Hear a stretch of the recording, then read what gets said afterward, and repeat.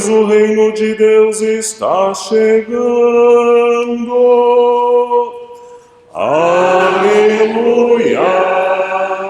aleluia,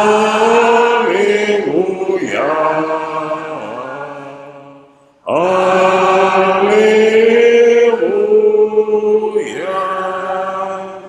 O Senhor esteja convosco.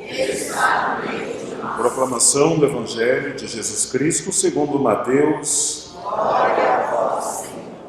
Naquele tempo, Jesus chamou os 12 discípulos e deu-lhes poder para expulsarem os espíritos maus e para curarem todo tipo de doença e enfermidade.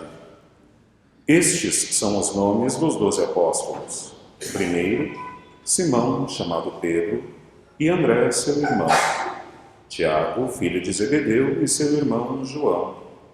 Filipe e Bartolomeu, Tomé e Mateus, o cobrador de impostos, Tiago, filho de Alfeu, e Tadeu, Simão, o Zelota, e Judas Iscariotes, que foi o traidor de Jesus.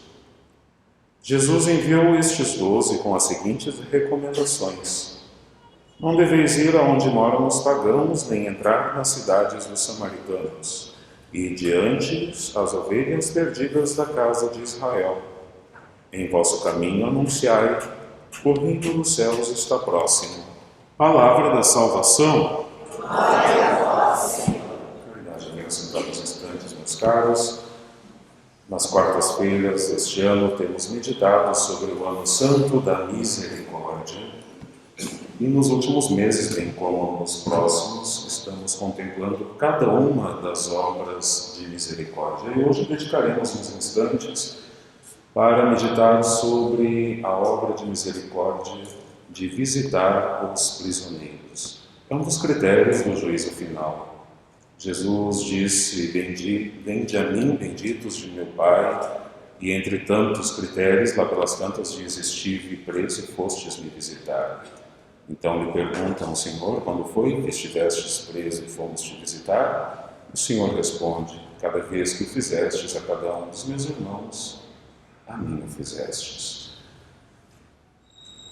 Os primeiros cristãos sentiram na pele um tipo de prisão injusta, porque eram presos unicamente por serem cristãos. E ainda hoje, essa mesma história se repete, sobretudo em países onde não existe a liberdade religiosa, e volta e meia a mídia, não com a notoriedade que deveria, mas traz a notícia de cristãos que ainda hoje são mortos pelo fato de serem cristãos. A Sagrada Escritura, sobretudo nos Atos dos Apóstolos, é rica de testemunhos de como se sentiam, por exemplo, Pedro, que estando na prisão, tinha o consolo de saber que toda a comunidade estava rezando por ele, unida a ele em oração. Hoje, quando se fala em prisão, logo muitos dos corações dos cristãos já se fecham. Eu lembro, por exemplo, de pouco tempo atrás, quando por ocasião de Corpus Christi, Dom Jaime, nosso arcebispo, fez uma campanha nas paróquias para fazermos uma obra de misericórdia em prol dos encarcerados, arrecadando cobertores. E pelo menos 3 ou 4 paroquianos desta igreja disseram: para esses, não dou uma moeda. Então isso demonstra que nós temos uma visão bastante deturpada sobre o dever do cristão para com o encarcerado. Muitos dos cristãos pensam que o encarcerado, pois que sejam todos mortos, assim desabona o Estado, os nossos impostos e acaba com a criminalidade. Mas será esta a visão cristã sobre o assunto? Primeiro nos damos conta, meus caros, que um dia fomos todos prisioneiros. Todos fomos um dia prisioneiros do pecado e fomos libertos pelo batismo. Então, minimamente, algo temos em comum com todos os encarcerados, a não ser que alguém, pela mínima falta de consciência, se ache extremamente santo e em nada devedor a Deus. Nós rezamos, os padres, pelo mínimo, todos os dias, na oração da manhã da liturgia das horas. Rezamos uma oração, um trecho do Evangelho que começa dizendo: Bendito seja o Senhor, Deus de Israel, porque a seu povo visitou e libertou, e fez surgir um poderoso Salvador na casa de Davi, seu servidor. Ou seja, bendizemos a Deus por um dia também nos ter libertado do jugo do pecado, do qual éramos por nascimento todos prisioneiros. Enfim, os encarcerados são aqueles que não estão lá à toa, a não ser que haja, por certo deve haver algum caso de injustiça, mas o encarcerado é aquele que está lá para cumprir uma pena por um crime que cometeu. Infelizmente, no nosso país, o sistema carcerário não educa para a ressocialização. Eu percebo a diferença, por exemplo, dos nossos presídios, do presídio de Roma, quando o Papa vai uma vez por ano visitar os prisioneiros e de forma muito cordial consegue conversar com todos e convidá-los a uma revisão de vida. Por certo que nem todos os que lá estão arrependidos do que fazem, alguns aproveitam para se pós-graduar no crime, mas é sim uma ocasião onde alguns, pelo mínimo, consideram os erros que fizeram, e é uma ocasião, portanto, propícia justamente para o anúncio do Evangelho, para que se convertam. Os nossos irmãos de outras confissões religiosas conseguem converter muitos corações para Cristo no ambiente da prisão. E os católicos estamos muito aquém, justamente por causa ou do preconceito ou também do medo de entrarmos num presídio. Todos os que lá estão, bem como os que aqui estamos, somos necessitados da graça. Mas estes irmãos encarcerados, sobretudo, são necessitados da graça, são necessitados da conversão, até porque, se convertidos fossem de fato, não teriam cometido os crimes que cometeram. E se vierem a se converter, o risco de que cometam recaiam no crime é bem menor. Talvez muitos de nós não estejamos lá porque, enfim, alguém nos educou na fé, nos transmitiu valores. Não estou botando panos quentes e dizendo que não devessem estar lá, mas são justamente esses os que mais precisam de conversão, de mudança de vida. As diversas dioceses no mundo contam com a chamada pastoral carcerária. Esta cidade de Porto Alegre tem a pastoral carcerária, onde homens e mulheres, leigos, religiosas, padres, se dedicam ao anúncio do Evangelho àqueles que, dentro do presídio, estejam abertos a ouvir. E graças a Deus sempre há quem ouça, quem se converte, quem se entrega a Deus. Daí a necessidade de rezarmos pelos prisioneiros. Muito bonita a teoria que o padre está dizendo aqui, mas vou trazer um fato, então, para ilustrar um pouco do que significa esta obra de misericórdia. Hoje a Igreja celebra o martírio de Santa Maria Goretti, uma menina italiana de 12 anos, que tinha 4 irmãos, a mãe viúva. Sob o mesmo teto vivia um outro senhor, que por caridade lá foi acolhido e que tinha um filho mais velho, Alessandro. Maria Goretti tinha 12 anos, Alessandro, 18. A família de Maria Goretti sempre foi de transmitir os valores da fé, foi educada na fé, diferentemente desse rapaz, Alessandro, que mal percebeu a entrada de Maria Goretti na puberdade e começou a assediá-la dentro de casa. E Maria Goretti constantemente dizia: não, isto não é querido por Deus. Um dia, aproveitando-se da ausência da mãe de Maria Goretti, esse rapaz foi mais incisivo no seu assédio